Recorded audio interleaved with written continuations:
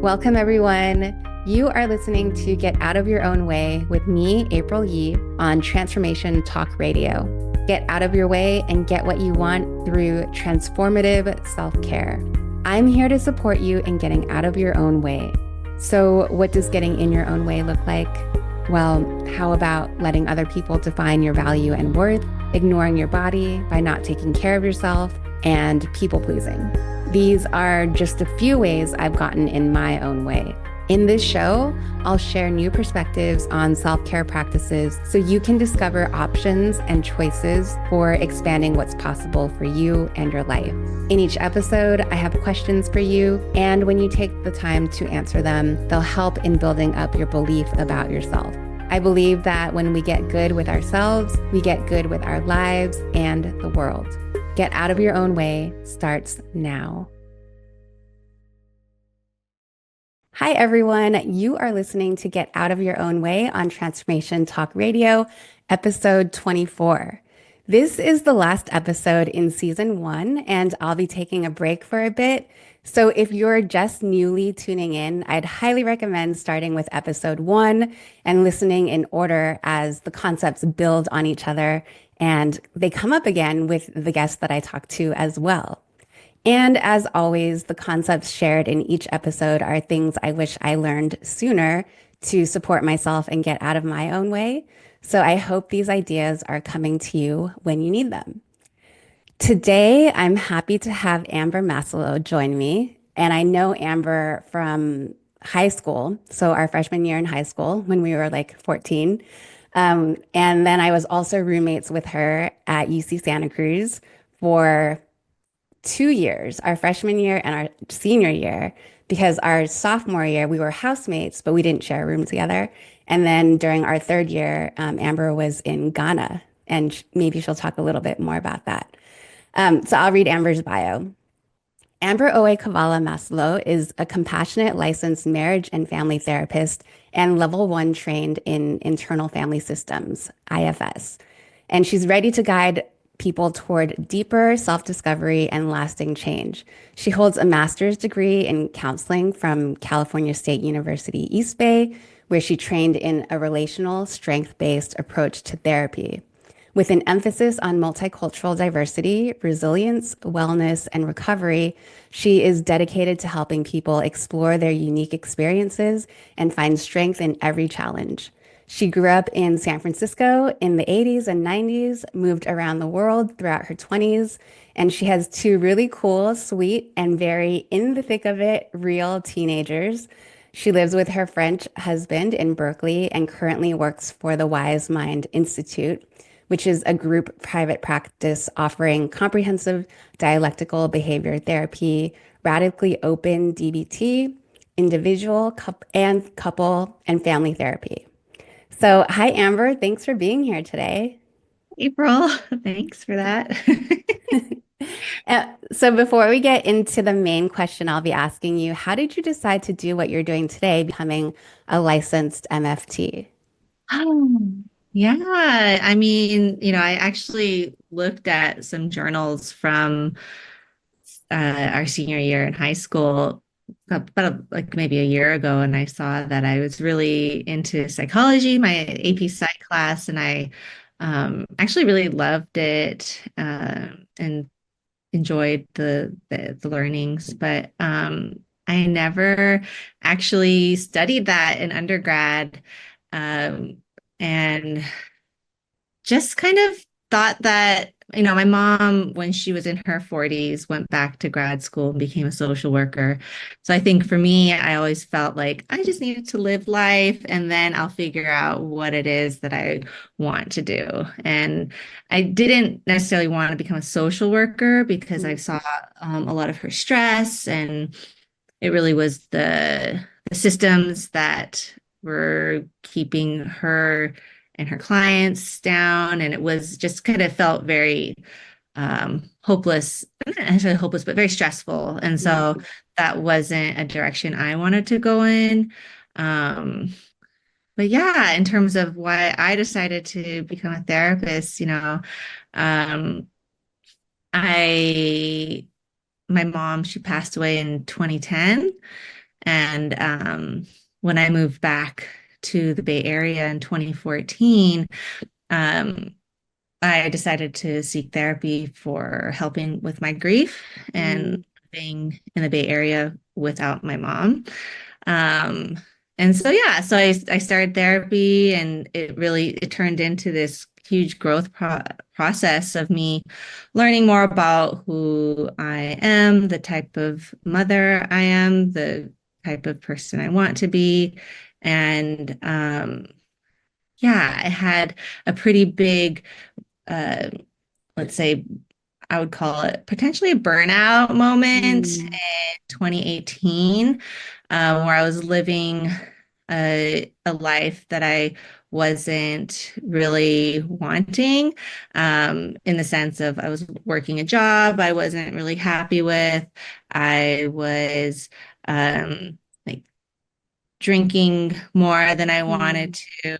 I was working more than I wanted to. I was eating more sugar than I wanted to. I was smoking tobacco more than I wanted to, watching more TV than I wanted. I wasn't present. I wasn't working for like myself. And so I had mm, all these parts that would give my all to my work, all to my children all day. And then by evening, these parts who really wanted me to relax would just get activated, keeping me in a cycle that wasn't sustainable or manageable. And so I was very like leading very polarized parts, right? mm, So I really fell into I was able to then during this burnout time spend time like getting into like information sessions and learning about deciding I knew I wanted to be a healer, so I thought potentially acupuncture. mm. I looked into acupuncture programs in the area, and then also MFT programs. So because I knew I wanted to do some kind of healing, and I wanted to actually work with the brain and the people, not just the systems that we're in. Yeah. Yeah, it seems like such a natural path for you to gravitate towards too. And when you said that you didn't study psychology in undergrad, I was like, yeah, you did, but then you did it because you were doing like bio and chem, I think, and then American studies. So Yeah. I Yeah. forgot that you didn't do psychology. Yeah, no, it's so interesting. And I part of me was like, I can't help people unless I actually live. And so I don't, Hmm. Yeah. which I've been challenged that part has been challenged because I've met a lot of very young therapists in my grad program, my Mm, colleagues who are not young, but like in their 20s who are yeah. amazing therapists that like actually we don't what is living, what is, experience to be able to help others. Yeah. Yeah. And so you've been talking about parts a lot. And for like people who don't know the parts language, like how would you talk about that? Okay, so internal family systems is a model of therapy that I fell in love with, and I'm very much a part of I don't know, I wouldn't call it a cult, but it's basically a model of therapy that was created by Richard Schwartz. There's a really good podcast that he was on in 2020 that I really liked, and it was called Psychedelic Therapy Without the Drugs. Oh. And so essentially, IFS is about it honors that we are made of parts and that we are made of many parts and subpersonalities. And so, but basically, it uses this parts work as an approach to understand our human experience. It's a process of self-inquiry that allows us to get to know the multitudes of parts that we hold inside, right? And so it facilitates a shift into appreciation and caring for all that we do. And so it's really about healing these parts inside and using basically we have multiple parts and that we also have this self energy. And self Mm, energy is what one would call like our true nature, our, in religious terms, like our Buddha nature or Christ consciousness. And so it's very like spiritual, it integrates like spirituality with therapy, right? And Yeah. but I'm not, proselytizing any kind of religion, but it's really Mm. about like how when we're in self or when we're in our most calm, compassionate, creative, clear, we have clarity, we're connected, we have courage. So we have all of these ways that when we're in self, we're in that state of being.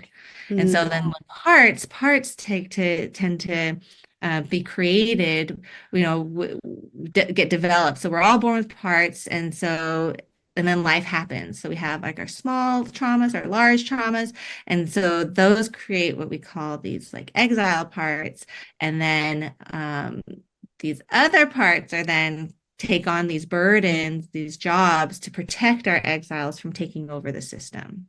Mm. So, for me, it's like kind of becoming more and more in tune and in touch with what parts are being activated and how to really approach them with compassion and curiosity. Yeah. Yeah.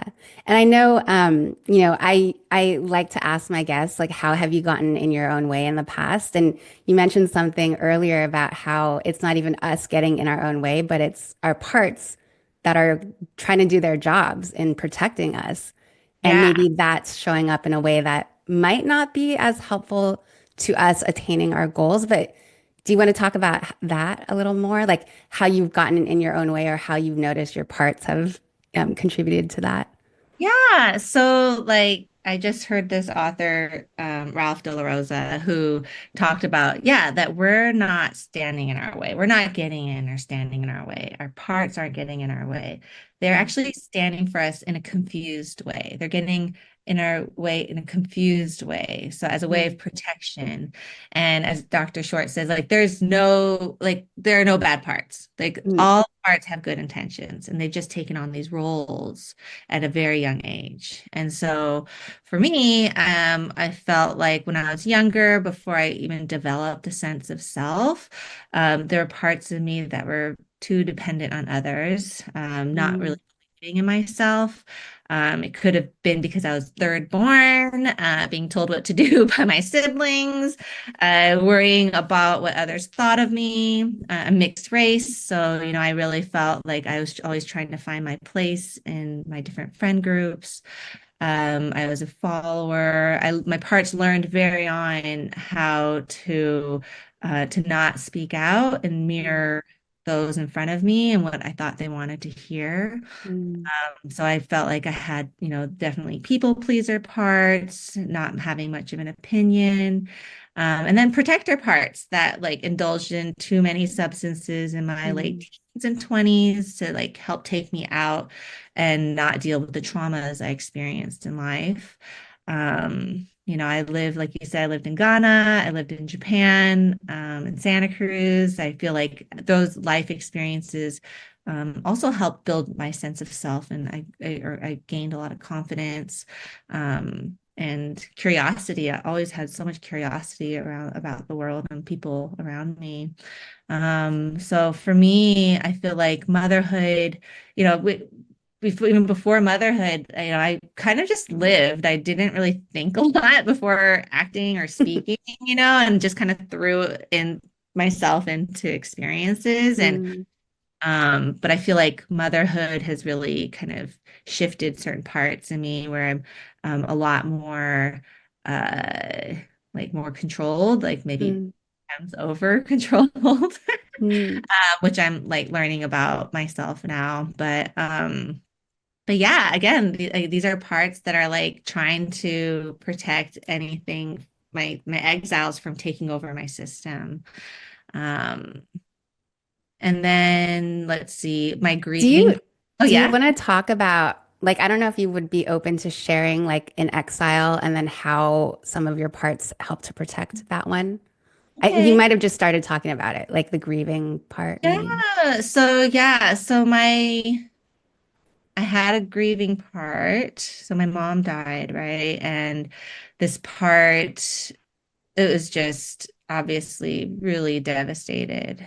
Mm, So other parts started to come in. Like I got my manager parts were like, oh, you've got little children. You need to like mm, get, get your shit together and like protect your, be a mom, right? mm, And then kind of angry parts like at the universe, really, of mm, like, this wasn't part of the plan.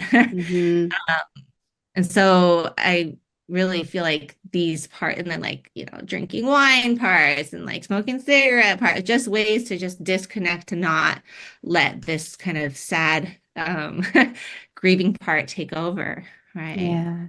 So I would say that uh, the work that I have done with IFS is allowing myself. So then, for example, the polarized parts are like, oh, you drank too much. So then the Mm, critical part would come in like, oh, look at you, you're not good enough. What kind of mother are you? And mhm, so um, those parts were kind of taking over my system as well. And so being in self, where you kind of approach the parts in a way of like, okay, what is coming up in my body? Where am I feeling this experiences? Where am I feeling these feelings? So oftentimes it's very pretty heavy on my chest. mm, The way that we work, we do IFS. I mean, it's definitely really powerful with a therapist, mhm, but they have a lot of meditations where I actually did a lot of self work with IFS meditations that helped me really kind of what we call unblend these parts that were like kind of just are really just really like solid sometimes to take yeah. over, very polarized with one another. And so it wasn't really until I did IFS therapy work and even the training where I Mm, really grasped a lot of different concepts. But in the meditations, it helped me kind of just get curious about these parts, like curious about the critical part, then curious about these, over drinking parts or over, dissatisfaction with myself parts, mm, and yeah, it's just really part of it's pretty um all encompassing. I'm pretty active in it, today. And I feel like it's about acknowledging that, yeah, I can get taken over by parts and it's mm, okay. And mhm, like just recognizing that and recognizing when a part has been activated and then kind of um, really breathing into my heart, giving myself some space to kind of slow things down and allow myself to come in with some compassion and curiosity. yeah, I was gonna say it sounds like a very compassionate practice, in order to like slow yourself down and recognize like what, like ask yourself, like check in with yourself, what is coming up for me? Where is it in my body? Maybe even like why is it here right now? Yeah, ask a story. Definitely. We ask a lot of their history. We understand. I Mm, mean, it's really a trip, like talking about psychedelic feelings. It's when we get into it, I mean, I can like have visions of childhood, visions of feeling safe, and then visions of not. And then what we with IFS, we do, we come in and we as ourself, we come in and sit with that 5-year-old or 6-year old mm, and give it safety and kind of update it and bring them to today, bring them to present day and even offer them like what would you rather be doing in your system. mm, Oftentimes like I have on my wall, it's like I want to play more, I want joy. So, offering play and joy kind of gives nutrition, nourishes these parts, and um yeah, yeah. wow. Yeah, that's really, I think that can be really powerful. And so, like, let's say someone is wanting to move towards a goal of some sort, that they have for themselves. And even for yourself, like if you've done that and like I've called it getting in your own way, but how might parts show up in terms of like, you know, blocking us from moving towards a goal? Well, like what's an example for you? Like what's a part that you'd say like gets in your way in your definition? I think like a lot of times it's like uncertainty or self-doubt. Okay. Yeah. So there's a part of you that has some self-doubt, right? Hmm. And so what I would encourage you to do is like, just kind of go, we can even do it if you want now, but just like you go inside and just kind of see like where does self-doubt show up in or around your body? Like how do you experience that? Right. Yeah. I mean, I think for me, it comes from a thought like, oh, it's not going to work out the way I want, or it's not going So to there's a happen. part, so there's a part that says it's not going to work out. Right? Mm, There might be another part that says it's not going to happen. Right? hmm. Or it could be coming from that self-doubt part. So we'd ask the questions to that part and like just hear its story and kind of understand like, what its fears are. Mm, And then, and it takes time to build trust between the parts and the self again, because oftentimes these parts get created when we're really young. And mm, so they're like, oh, I don't trust you. Where were you when I was that age? And so mm, it's about like rebuilding the trust. It's like, we call it also like attachment from within, right? mm. It's not like creating an attachment bond with a therapist, it's creating attachment with self to parts. Oh, Yeah. interesting. Yeah, because I read a lot about attachment theory externally, but I haven't Mhm. heard a lot about it like internally with Mhm. self. Yeah. Yeah. That's something that I'm curious about. Okay. I'm happy to work with you. Yeah. Well, so for yourself, I mean, if you like knowing what you know now, Mm. how would you like support yourself or give your past self who was struggling in this area? Like what kind of support or advice might you give to her? Mm. Yeah, I would say like don't be so hard on yourself or allow Mm, that part, if I'm going to come from the parts language, like, just it's okay, you're safe. mm, mhm, And that, for me, I look at my life, I was meant to live it in the way that I did, right? mm. Yeah. If I feel like I have parts that have regret, Mhm, I want to explore what's going on. Like, why do I have regret, right? mm. Um, yeah, it's like it's really one of those things where it's hard for me to, if I do want to go back to my younger self, it is just to be this kind of calm, caring, compassionate being to be with them. Yeah. I always think that we go through certain periods when we're younger to experience what doesn't work for us in order to know like what actually is aligned and what does work for us. So it's almost like, you can't just be like perfect out like without having experiences. So it's Yeah. almost like these experiences that might have been hard or scary or painful contributed to us learning how we do want to be better for ourselves and more in alignment for ourselves. Totally. And I definitely have to like catch myself trying not to prevent things happening to my kids, right? Yeah.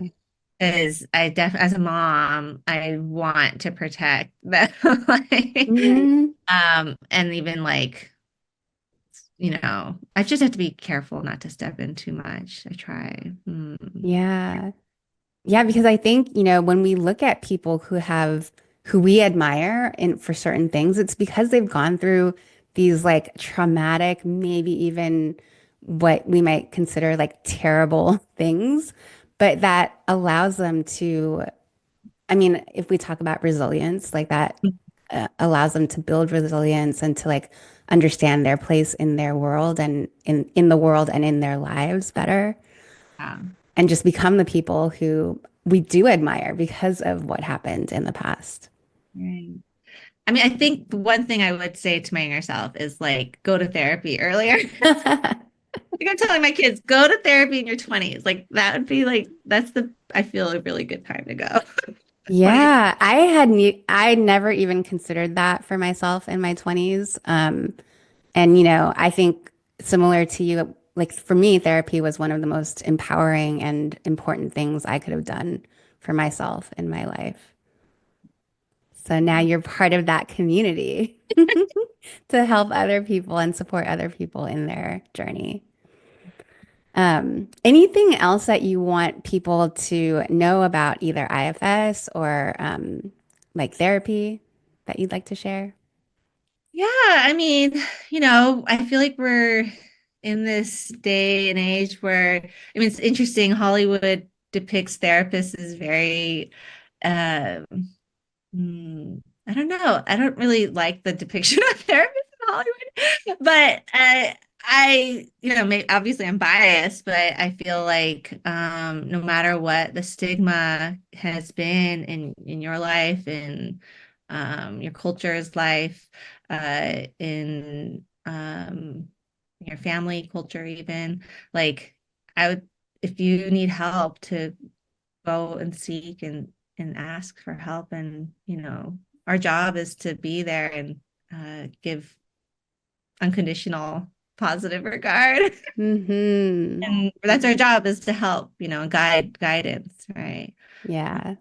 Yeah. And that can be so powerful. I know just from you saying the unconditional positive regard, I was like, oh, that really contributed to my growth. Yeah, Well, because thank you so. Oh, say that again. we have so many people in our lives that can give their opinions and Hmm. like be like devil's advocate. I mean, obviously sometimes in therapy we do that as well, Yeah. but like um but yeah, it's just allowing space for someone to be their authentic self. Yeah. And that's after, like, being devil's advocate is after you build trust with your client or patient, and the client feels trust with you so that you can offer different perspectives in a safe way. Right, right. Yeah. Well, thank you so much, Amber. Yeah, And thanks to those of you listening. I'm so glad you joined me for this episode of Get Out of Your Own Way. To go even deeper, join me for Self Care Sundays, monthly drop in sessions, and you can find out more about those at thehealingmodalities.com. You can also sign up for my weekly Self Care Seeds newsletter there. And in the meantime, I hope the concepts my guests and I have shared on the podcast will support you in getting out of your own way and living a life aligned with who you want to be. I'll see you soon.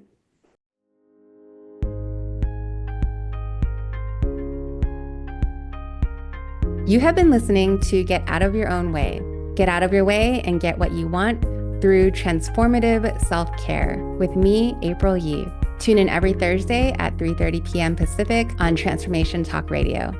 In each episode, I present new questions that support you in building up your beliefs about yourself. To connect with me or for more information, you can email me at thehealingmodalities@gmail.com or visit my website, thehealingmodalities.com. See you soon.